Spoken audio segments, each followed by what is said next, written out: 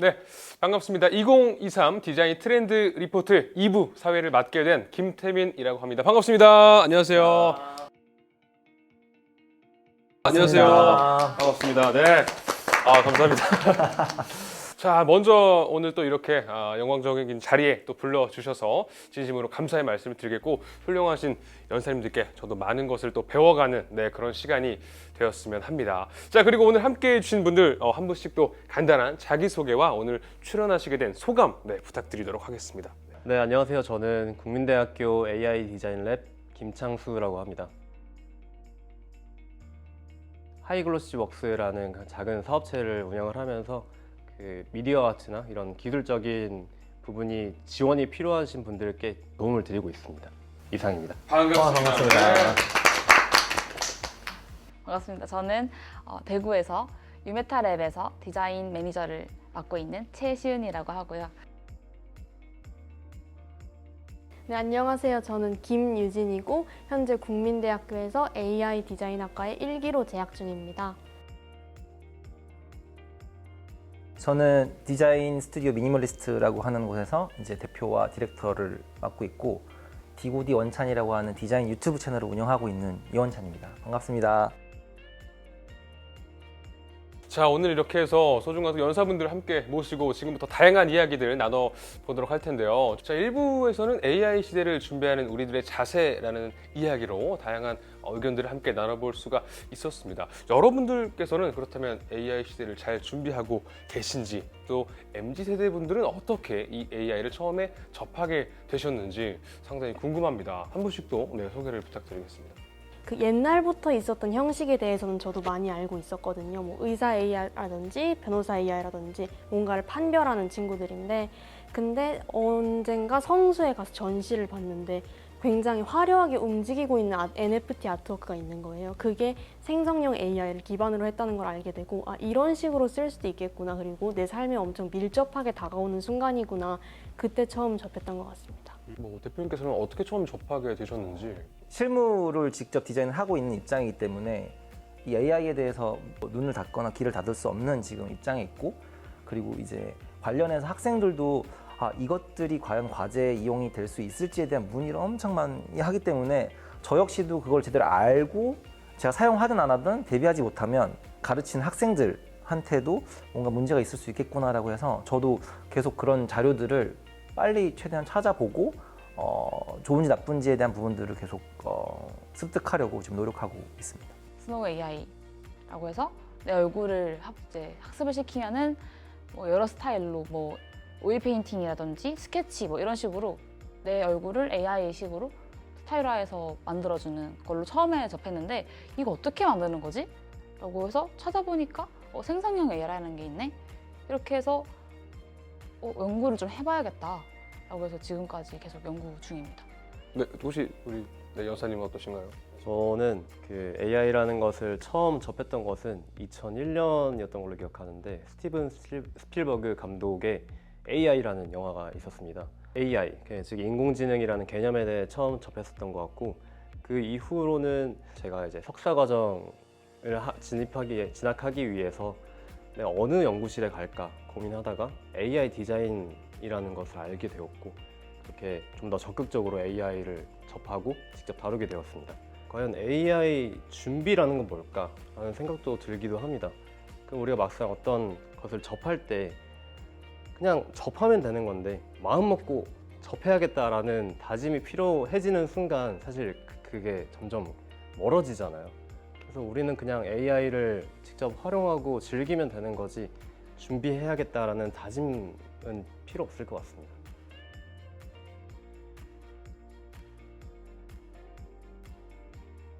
그렇다면 이 AI란 존재는 MZ세대에게 어떤 존재인가? 궁금합니다. 어떤 존재인 것 같으세요? AI를 써보신 분들은 다 알겠지만 이게 일관성 있게 같은 값들을 내는 게 아니라 이 친구가 바리에이션에 훨씬 더 특화가 되어 있거든요. 그래서 저는 툴로서 AI는 되게 재미있는 도구이기도 한데 영감의 씨앗이기도 합니다. 이렇게 다양한 답변들을 하는 걸 보면서 저한테도 어떤 상상이 촉발되기도 하고 그런 식으로 영감을 많이 얻어갈 수 있습니다. 디자인이나 예술을 하는 인분들은 우리는 가장 AI의 영향을 덜 받을 거야라고 생각을 했었잖아요. 왜냐면 창작이라고 하는 분야는 인간만이 가질 수 있는 약간 고유한 분야라고 생각을 했는데 막상 뚜껑을 열고 나니까 가장 큰 타격을 받는 분야가 지금 예술 디자인 분야거든요. 그래서 저는 처음에는 부정적인 시선을 가질 수밖에 없던 것이 얘네들이 우리 밥그릇 다 뺏겠구나 이제 나쁜 놈들이라고 생각했는데 실제로 실무에서 사용되는 기술을 제가 써보고 하다 보니까 얘가 내 밥그릇 뺏어가는 게 아니라 약간 반찬들을 더 조리를 해주는 느낌이라고 들었어요. 왜냐면 내가 진짜 하기 귀찮아하는 어떤 그런 것들을 빠른 시간 안에 수행을 해줘서 저는 다른 디자인 분야에 조금 프로세스에 집중을 할 수 있는 그러한 도구로서 사용이 돼서 지금은 얘가 되게 정말 내가 잘 지시를 하면 똘똘한 비서로서 활용할 수 있지 않을까라는 생각을 하고 있습니다. 도움이 되는 비서, 네, 이렇게 생각을 해주고 계시고요. 어떻게 생각하세요? 저도 이제 챗GPT나 이런 AI들을 쓰다 보면은 한국인의 시선이 아니라 외국인의 시선, 확실히 영어권 문화가 훨씬 학습이 많이 되어 있다 보니까 한국인으로서 생각했을 때는 전혀 나올 수 없는, 예상치 못하는 답변들이 나올 때가 많아서 저한테는 뭐랄까 해외여행 같은 느낌이에요. 다들 뭔가 하나의 문구로 멋지게 포장을 잘해주신 것 같은데 저도 한번 해보자면은 AI란 가능성을 열어주는 존재인 것 같습니다. 디자인 분야는 잘 몰랐던 분야인데 그러면서 AI나 AI 챗봇 그리고 생성형 AI를 쓰면서 디자인이란 이런 것이구나 라고 깨달을 때도 있고 내가 이걸 활용해서 챗봇에게 잘 물어보면은 얘가 내가 어떤 관심 갖는 것에 길을 잘 알려줄 수도 있겠다라는 생각이 듭니다. 그렇기 때문에 저에게 AI란 가능성을 열어주는 존재가 아닐까.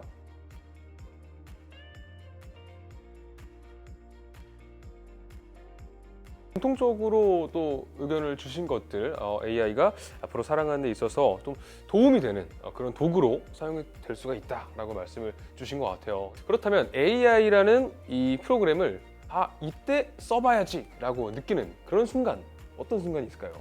저는 지금 학교를 다니면서 일도 하고 있는데 학교 강의를 들을 때 같은 경우에는 뭐 네이버에서 클로바 같은 어플리케이션 이런 거는 지금 강의를 녹음을 하면은 바로바로 텍스트로 전환을 해주는 그런 서비스거든요. 그런 거나 아니면 챗 GPT로 레포트를 작성한다거나 이런 식으로 많이 활용을 하고 일을 할 때는 쇼핑몰에서 상세 페이지를 디자인을 하는데 그림을 그 사진 위에 그려주는 기능들이 있습니다. 인페인팅이라고. 그러면은 같은 리소스를 가져도 제가 스튜디오에서 여러 번 촬영을 못하니까 여러 번 옷을 찍는 모델만 찍어놓고 배경을 합성을 해서 쇼핑몰에 사용을 한다든지 그런 식으로 이렇게 활용을 하고 있습니다.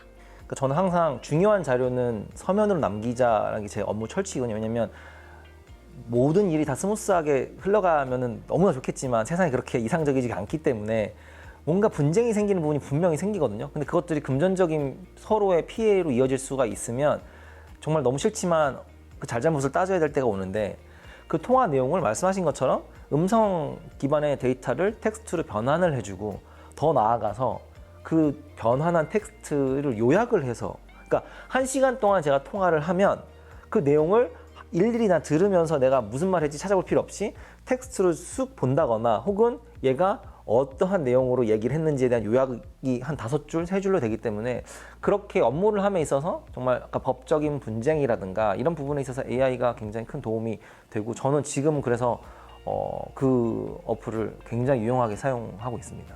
업무를 함에 있어서. 네. 이게 진짜 또 비즈니스를 하시는 분들은 아마 다 공감이 되실 거예요. 굉장히 난감하고 어떤 애매한 순간에서 어떤 이 도움을 받아서 좀 명확하게 정리를 할 수가 있다는 점 인상 깊습니다. 자, 그리고요. 저도 방금 들으면서 생각이 난 건데 최근에 챗GPT 4의 GPT-4 모델에 유튜브 내용을 요약을 해서 정리를 해주는 기능이 나왔어요. 그래서 저 같은 경우는 이제 뭐 최근에 뭐 전쟁이나 이런 내용들이 있으면은 그걸 보기가 너무 힘들잖아요. 자료 화면을 보기 너무 힘들다. 그러면 그 링크를 가져와가지고 얘한테 요약을 해달라고 부탁을 해요. 그러면은 지금 상태가 이렇게 돼 있고 앞으로는 이렇게 진행될 것 같습니다.까지 저한테 보여줘서 시사 이슈 같은 내용들을 GPT나 다른 AI들한테 요약해달라고 하면 저 기가 막히게 요약을 해주더라고요. 전 그런 식으로 뉴스 보기 귀찮을 때 너무 긴 글 읽기 귀찮을 때 이제 요약을 해달라고 해서 바로바로 습득을 하는 편입니다. 그 이미지나 영상을 만들기도 하는데 AI를 활용해서 프롬프트를 짜고 또 AI를 활용해서 이미지나 비디오를 만들기도 합니다. 이게 무슨 말이냐면 AI 챗봇 같은 경우에는 이제는 어디에 적합한 어떤 것을 출력해줘 라고 하면은 굉장히 출력을 잘 해줍니다. 예를 들어 내가 이미지가 필요한데 은색 냉장고가 있고 나무에 부엌 상단 판이 있는 그 부엌 이미지가 필요해. 그런데 내가 이 프롬프트를 미드저니에 넣을 거야.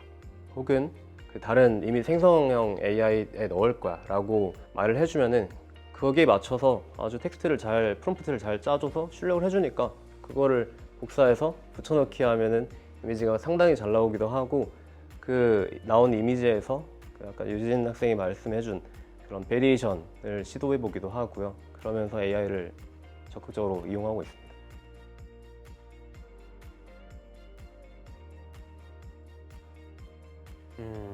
그렇습니다. 자, 말씀해 주신 것처럼 굉장히 여러 방면에서 AI가 활용이 또 되고 있다 알아주시면 좋을 것 같고요. 자, 오늘도 또 깜짝 게스트가 사실 한 명 있습니다. 일부와 같이 챗 GPT가 오늘 여기 함께 똑같은 질문을 한번 챗 GPT에게 해봤습니다. 인공지능 AI를 활용하고 있는 MZ세대의 문화에 대해서 알려줘 라고 물어봤고요.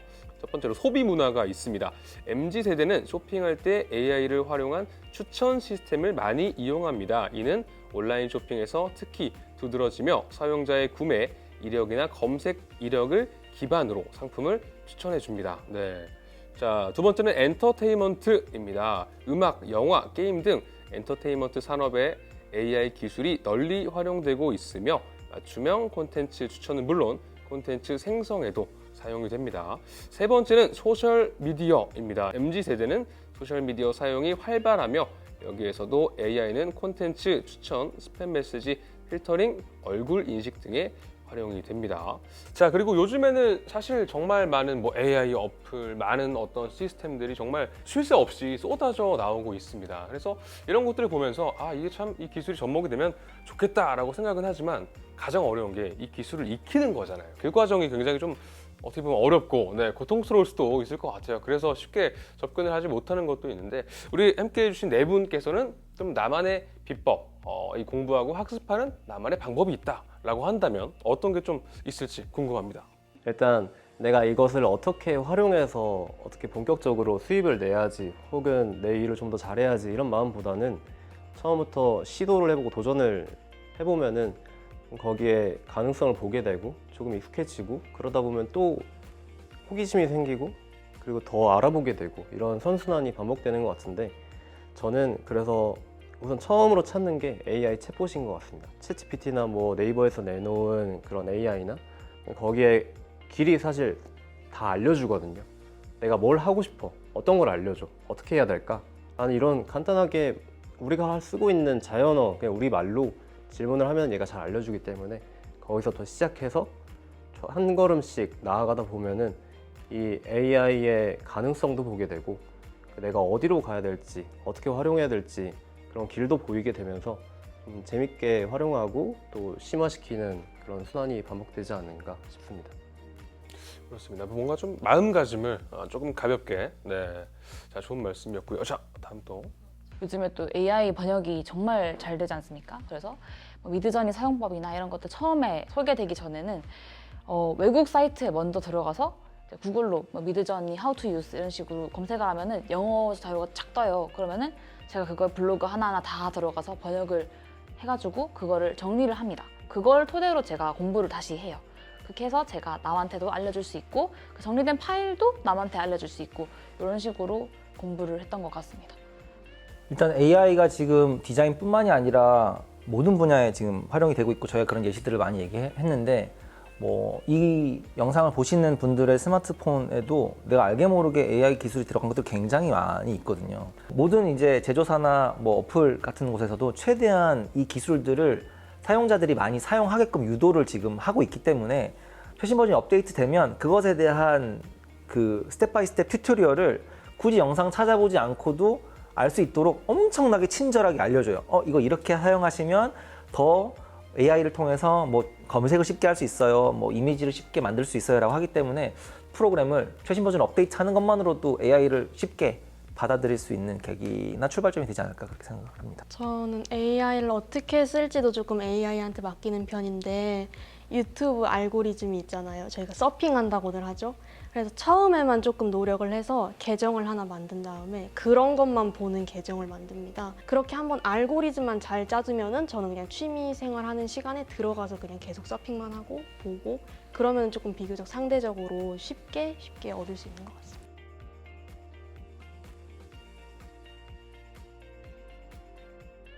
여러분들께서는 제가 느끼기에는 굉장히 좀 AI에 대해서 어떤 두려움보다는 또 용감하고 앞서 나가시려고 하는 그런 적극성이 굉장히 있으신 것 같은데요. 특히나 네 분께서 AI를 활용해서 내가 창조를 해본 창조 결과가 있다, 창조물이 있다 라고 한다면 어떤 게 있을지 상당히 궁금하고요. 이런 순간에 AI를 사용하니까 굉장히 효과적이었다라고 좀 추천해 줄 수 있는 그런 상황들은 어떤 게 있었을까요? 영상을 만들다 보면 가장 번거로운 작업이 자막 작업이거든요.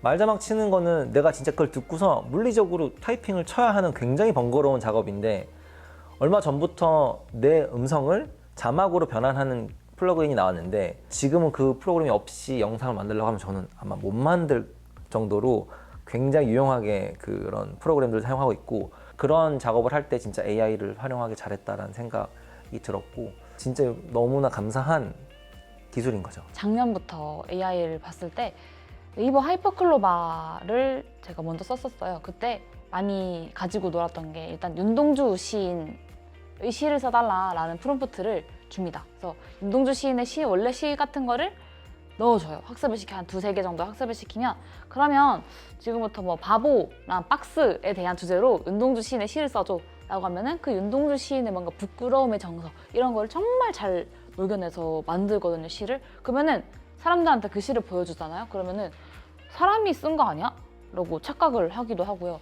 그리고 또 되게 재밌었던 게 사투리 번역하는 그것도 써봐가지고 경상도 사투리를 서울말로 번역을 해달라 라고 했을 때 저희가 이제 흔히 다들 아실지 모르겠지만 뭐 비닐봉다리, 까만 비닐봉다리를 일명하면은 검은 비닐봉투 이런 식으로 번역을 해준다든지 아니면 너 좀 오늘 좀 깔롱지겼네 라고 하면은 너 오늘 되게 잘 꾸몄구나 라는 식으로 그렇게 번역을 또 재밌게 해주더라고요.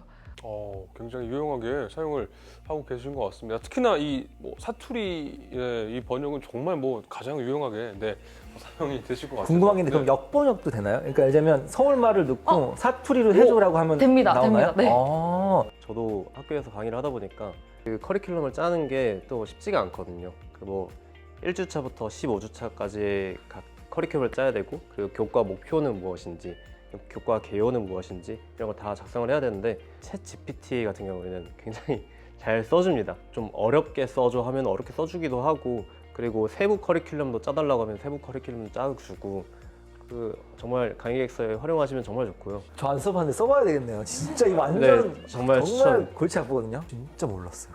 왜 생각 못했지? 자, 그리고 우리 여사님께서도 이런 시기에 한번 AI를 써보면 좋을 것 같다 추천해 준다면 제가 취미로 반응형 미디어 아트 프로젝트를 해본 적이 있는데 요즘 빛의 벙커 이런 것처럼 엄청 유행이잖아요. 근데 알아보니까 이거를 키네틱 센서를 써야 된다 아니면 이거를 다 표시를 해서 리깅을 해야 된다 이런 말이 많은 거예요. 근데 구글에서 AI 프레임워크로 그 데이터 뭉치를 제공해 주거든요, 라이브러리에. 그럼 그냥 그걸 갖다 쓰면은 바로 이런 웹캠으로도 아이패드로도 제가 인식이 되고 바로바로 적용할 수가 있어요. 그런 식으로 이렇게 기술이 점점 발전하면서 비용에 대한 부담이 줄어들고 있으니까 이런 아트 쪽으로 입문하고 싶은 분들은 좀 알아보시면 좋을 것 같습니다. 어떤 아트, 예술에 입문을 하시는 분들도 굉장히 유용하게 사용이 가능하실 것 같습니다.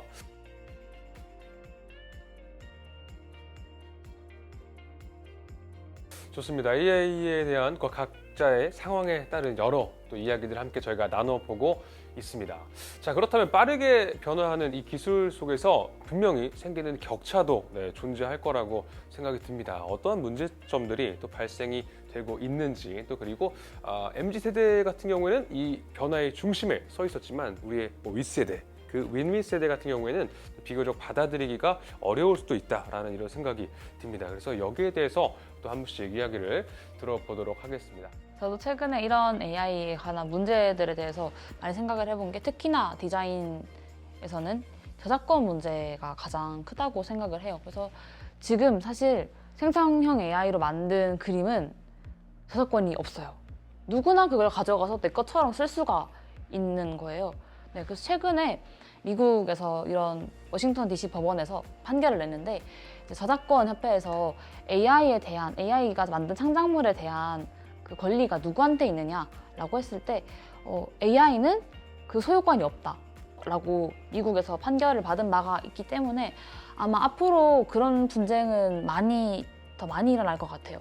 이 기술이 너무 좋은 거는 다 알고 있잖아요. AI가 세상을 우리 인간을 편리하게 나온 기술이란 거는 뭐 의심할 여지가 없는데 그 기술이 편하다고 해서 누구나 그 기술을 사용할 수 있다고 전제하는 건 굉장히 위험한 것 같아요. 예를 들자면 우리가 가장 뭐 인간이라면 재화나 돈 같은 것들로 업무를 볼 수밖에 없는데 그래서 은행이란 기관이 있는데 지금 보면 저희가 인터넷 뱅킹도 있고 뭐 ATM도 있고 뭐 굉장히 다양한 방법으로 돈을 송금하거나 처리할 수 있는 그런 시스템이 있지만 아직도 저희가 진짜 얼굴 인식으로 돈을 보내고 받는 그런 시대에 살고 있지만 또 한편으로는 아직까지도 은행에 직접 가서 그런 업무를 보는 분도 계시거든요. 잘 말씀해 주신 것처럼 AI로 나온 결과물에 대해서 신뢰성에 대한 이슈가 굉장히 크다고 생각되는데 저는 쇼핑몰에서 일하면서 AI 모델 혹은 모델 위에 AI 딥페이크 한 거를 많이 보게 되거든요. 그러면 느껴지는 게 꼭 윗세대에서 발견되는 문제뿐만 아니라 지금 이게 엄청 발전해서 강력한 도구로서 사용될 때 우리 아래 알파라고 하나요? 거기에 끼치는 영향은 또 나중에 어떻게 될까 생각이 듭니다. 해외 분들은 이게 얼굴하고 이게 신체가 굉장히 자연스럽게 만들어져요, 요즘 이미지들이. 그럼 느끼는 게 여성 청소년들이 몸에 대한 왜곡된 인식을 가질까 봐 조금 걱정이 되기도 하고요. 윗세대 분들은 말씀해 주신 것처럼 가짜뉴스 이런 거를 전혀 AI와 진짜에 대한 걸 구분할 수가 없으니까 그런 거는 마크를 달거나 해서 조금 제재하는 쪽으로 브레이크를 걸어주는 게 낫다고 생각합니다.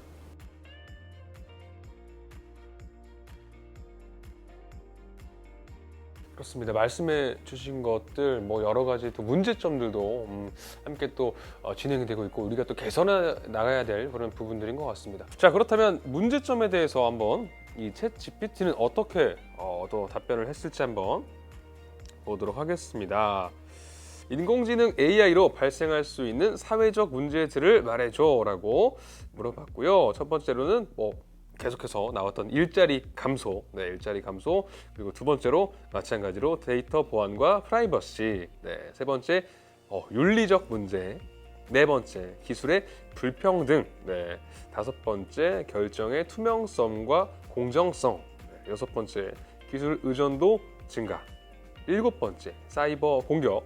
여덟 번째 배움의 기회 불평등. 이렇게 답변을 했습니다. 자, 그리고 일부에서 또 여러 가지 이야기들이 나왔던 게 이제 친환경적인 문제에 대한 그런 이야기도 많이 나왔고, 그래서 실제로 영국에서는 수영장에 데이터 센터를 짓는 방식 등등 어떤 세계 각국에서 어떤 이런 친환경적인 문제를 좀 해결하기 위한 움직임들이 보이고 있는데, 여러분들께서 생각하시는 좀 친환경적인 문제를 해결하는 방법, 또 방안에 대해서 한번 생각을 해보신 적이 있는지, 있다면 어떠한 생각을 하셨을지 궁금합니다. 챗GPT 한 번 쓸 때도 굉장히 많은 그 환경 파괴가 일어나잖아요. 그래서 친구랑 장난식으로 얘기했던 게 전시를 하는데 가운데 모니터를 띄워놓고 관객이 오겠죠? 프롬프트를 입력하면 그 순간 전력을 차단해서 확 어둡게 해서 그 경험적으로 여기에 얼마나 큰 임팩트를 갖고 있는지를 좀 알려주자, 이런 얘기를 한번 했었던 적은 있었거든요. 인식적인 접근, 좋습니다. 굉장히 어려운 문제인 것 같긴 한데, 제가 볼 때는 지금 말씀하신 것처럼 어느 정도의 이산화탄소가 배출이 되고 그것이 환경에 어느 정도로 직접적으로 안 좋은 영향이 되는지 내가 사용하면 그것들을 수치화해서 확인하거나 보여줄 수 있는 장치들이 있으면 어떨까 싶어요. 그러니까 내 검색 기록이 남는 것처럼 내가 기술을 활용을 해서 뭔가를 사용하면 얼마만큼을 썼고 이것으로 인해서 얼마만큼의 이산화탄소가 배출이 되었고 탄소가 배출이 되었고 그래서 환경에 얼마나 안 좋다는 것을 알고 있어라라고 좀 비슷한 답변일 것 같긴 한데 뭔가 더 시각화. 네, 좋습니다. 네. 기술적으로 전 접근을 하고 싶은 게 보통 사용자들이 사용할 때는 여러 번 질문을 해요. 한번 뭐 이걸 써줘. 어떤 걸로 써드릴까요?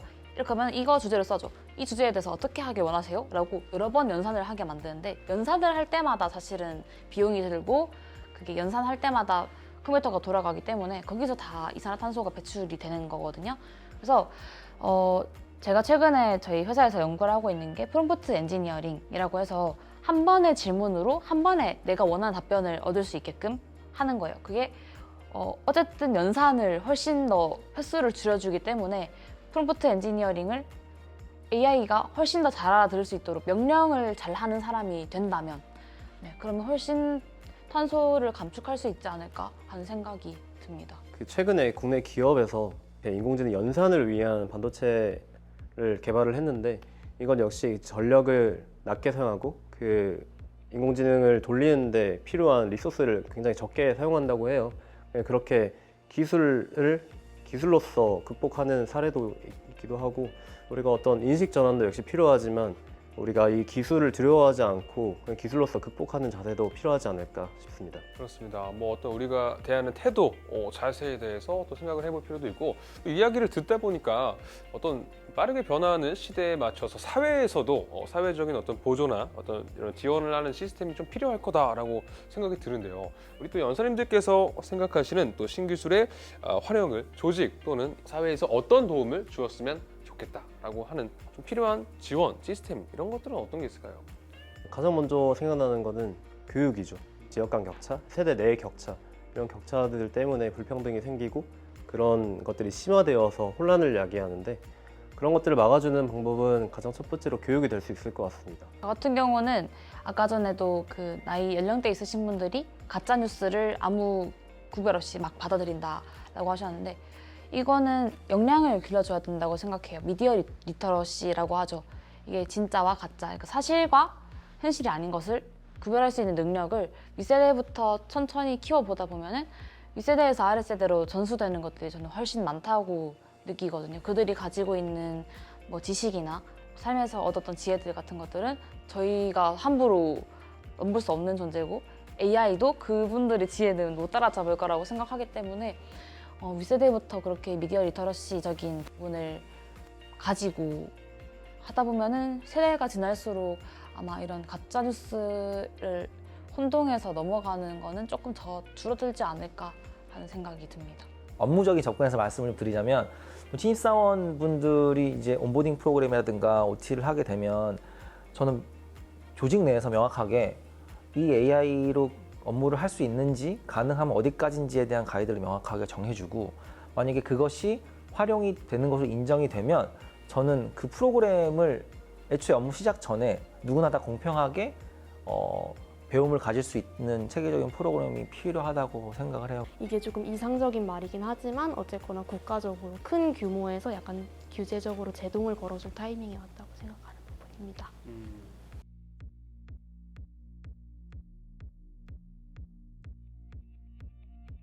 그렇습니다. 연사님들의 또 이야기를 듣다 보니까 이제는 뭐 어떤 기호가 아닌 필수적으로 좀 이런 사회적인 도움과 지원이 꼭 필요한 시점이라고 생각이 듭니다. 자, 이번에는 조금 더 좀 개인적인 시점으로 한번 관점으로 한번 가보도록 하겠습니다. 나의 목표, 나의 진로에 관련돼서 이 AI는 큰 도움이 될 수 있을지 이런 것들에 대해서 한번 이야기를 해보도록 하겠고요. 도움이 된다면 어떠한 부분이 도움이 되겠다라고 생각을 해보신 적이 있는지 이야기를 들어보도록 하겠습니다. AI가 강력한 만큼 제 생산성에도 굉장히 도움을 많이 주는데 제가 아직 현업에 나가보진 않았지만 프리랜서로 일하기에 되게 좋은 적기라고 생각을 하거든요. 왜냐면 1인이 수행할 수 있는 일이 점점 많아지고 AI 덕분에 계속 빠른 시간 내에 할 수가 있으니까. 그래서 요즘 제 생각에 라이프 스타일들이 변화하는 게 뭐 디지털 노마드라던가 꼭 굳이 5일 근무를 하지 않고 자유롭게 이동하면서 생활할 수 있는 그런 방식으로 저는 조금 진로를 그리고 있습니다. 아직까지 그 AI가 만든 결과물을 100% 상업적으로 사용하기에는 조금 완성도가 떨어지는 게 사실이에요. 그래서 어떻게든 손으로 다듬어주긴 해야 되는데 저는 그래서 경험이 많은 디자이너들한테는 좋은 계기가 될 것이고 마인드셋을 조금 바꿔야 되지 않을까라는 생각을 했습니다. AI를 쓰게 되면은 훨씬 더 다양하고 풍부한 지식들을 얻을 수가 있고 디자인 자체를 배우지 않은 사람도 디자이너보다 훨씬 더 디자인을 잘하는 시대가 왔잖아요. 그래서 디자이너는 물론 기술도 중요하겠지만 그 이상의 것을 봐야 되는 시대가 되지 않았나. 그래서 AI를 통해서 좀 더 디자이너로서의 눈을 확장을 시켜서 더 넓은 곳을 바라보고 디자인 외 영역 외에도 이런 이제 소외된 계층들을 위한 그런 인문학적인 디자인을 할 시기가 왔다고 생각합니다. 네. AI를 활용해서 아까 말씀드렸던 가능성을 나에게 가능성은 무엇이 있지? 혹은 이 AI의 가능성은 무엇이 있지? 한 번씩 다 한번 길을 보는 거죠, 미리. 그래서 난 이 길이 좋아, 혹은 저 길이 좋아. 그 전에 내가 좋아하는 건 뭐지? 라는 생각을 먼저 해봐야 될 것 같습니다.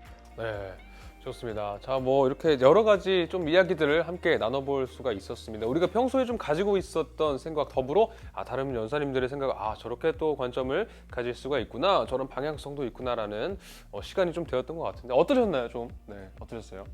저는 학교에서만 있다가 이렇게 진짜 AI를 써보시고 고민해보시고 이런 거를 바로 생생하게 들을 수 있으니까 저는 정말 오늘 좋은 시간이었습니다. 일단 저 역시 마찬가지로 실무에 이것들을 사용하면서 이게 맞나 안 맞나 이런 의문을 가진 때도 있었고 빨리빨리 내가 습득을 해서 앞서가야지 이런 생각도 하기도 했었는데 오늘 이제 많은 분들과 이야기를 하니 윤리적인 문제라든가 내가 단순히 이것들을 업무에 얼마나 빨리 적용시키는 것 외에 훨씬 더 큰 고민이 필요하겠구나라는 생각을 하는 되게 좋은 시간이지 않았나. 항상 보는 사람들만 보다 보니까 갇힌 생각이었어요. 그래서 우물 안에 개구리는 위험하구나 라는 생각이 들어서 오늘 우물 밖으로 한 걸음 나온 기분이 듭니다. 오늘 밖으로 나오셔서 축하드립니다. 예. 저도 비슷한 생각을 하면서 왔던 것 같아요. 이 자리에 와서 누구를 만나야지? 혹은 어떤 얘기를 많이 할 수 있을까? 내가 뭘 배울 수 있을까? 내가 뭘 공유할 수 있을까? 라는 고민을 하면서 왔는데 역시나 기대했던 만큼 혹은 그 이상으로 많이 배우고 공유했던 자리였던 것 같습니다. 자, 이제 정말 마지막 질문 하나씩 드려보도록 하겠습니다. 공통 질문이고요. MZ세대에게 AI와 신기술이란? 이렇게 질문을 좀 드려보고 싶습니다. 쉽지 않은 질문이네요. 일단 여기 있는 모든 분들께도 그 의미가 다를 것 같고요. 그냥 그런 기술이나 도구는 그 기술이나 도구 그 자체로 있을 뿐이지 그것들을 그냥 AI와 신기술로서만 바라보고 우리는 그것들을 좀 더 좋은 방향으로 다루기 위해 노력해야 될 거라고 생각합니다. 저는 MZ세대들에게 새로운 방향성을 제시를 해준다고 생각을 하고요. 그리고 윗세대분들이 MZ세대에게 바라는 것들 그리고 좀 아쉬워하는 부분들 이런 것들을 저희가 마음가짐을 AI라는 걸 통해서 앞으로 서로 배려를 하고 존중을 해야겠다라는 마음가짐을 새롭게 다지게 할 수 있는 게 AI가 아닌가 싶습니다. 밥그릇 스틸러가 아니라 퍼스널 비서이다라고 이렇게 AI를 조금 정의하고 싶은데요.